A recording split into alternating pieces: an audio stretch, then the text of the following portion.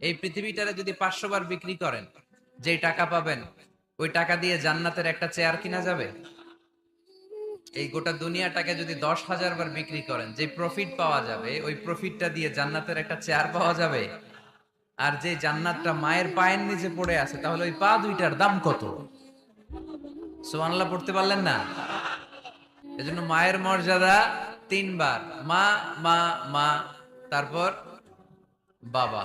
মান আহাক্কু বিহুসনি সাহাবাতি ইয়া রাসূলুল্লাহ, হে আল্লাহর রাসূল, সবচেয়ে ভালো আচরণ কার সাথে করব? তোমার মায়ের সাথে। তারপর মায়ের সাথে, তারপর তারপর বাবার সাথে। তার মানে ইসলাম মাকে দিয়েছে গোল্ড মেডেল। কি মেডেল? তারপর মাকে দিয়েছে সিলভারের মেডেল, ঠিক কি না? এরপর ইসলাম মাকে দিয়েছে ব্রোঞ্জ মেডেল, আর বাবাকে দিয়েছে সান্ত্বনা পুরস্কার।